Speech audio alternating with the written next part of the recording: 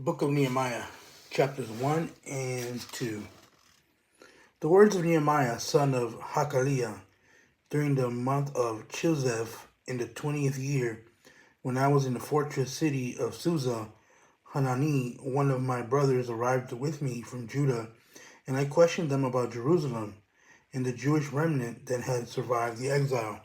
They said to me, "The remnant in the province who survived the exile are in great trouble and disgrace. Jerusalem's wall has been broken down, and its gates have been burned." When I heard these words, I sat down and wept. I mourned for a number of days, fasting and praying before the God of the heavens.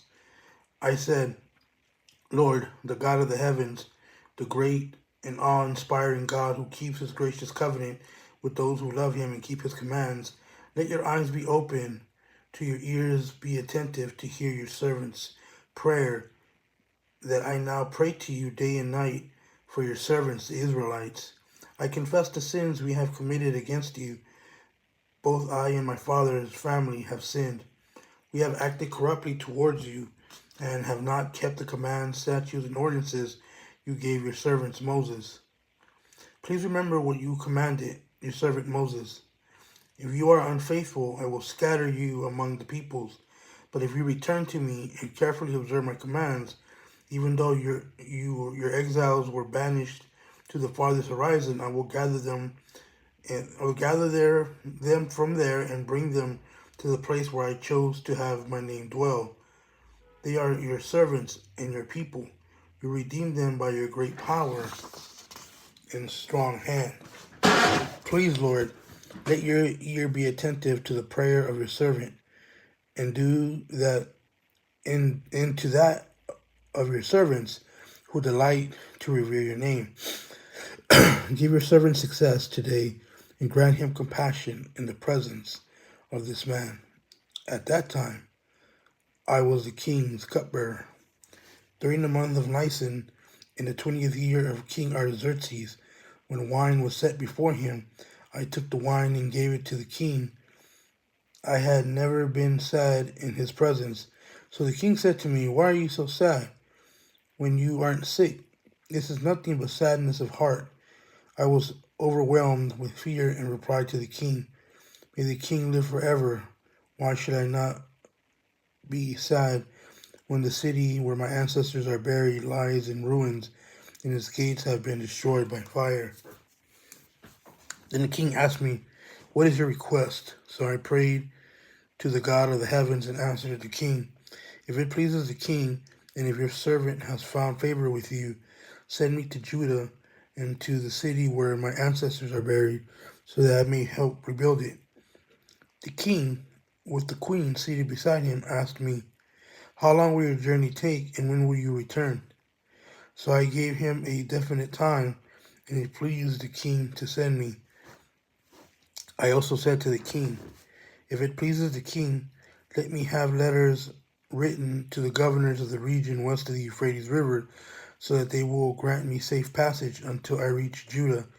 And let me have a letter written to Asaph, keeper of the king's forest, so that he will give me timber to rebuild the gates of the temple's fortress, the city wall, and the home where I will live." The king granted my request, for the gracious hand of my God was on me.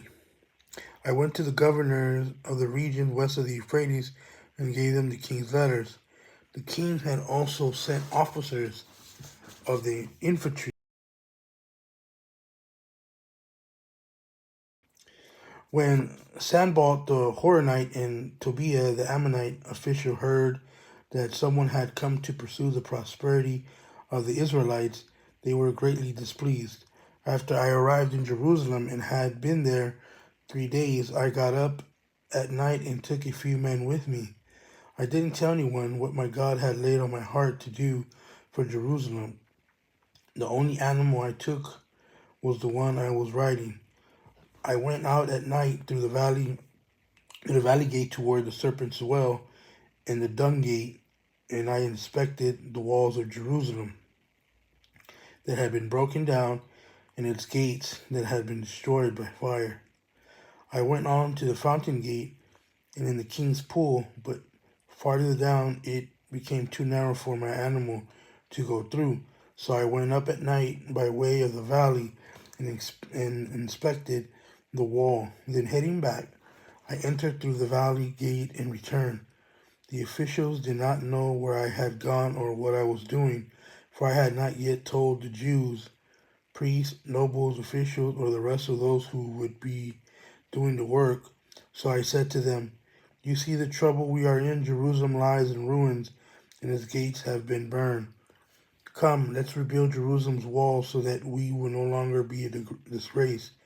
I told them how the gracious hand of my God had been on me and what the king had said to me.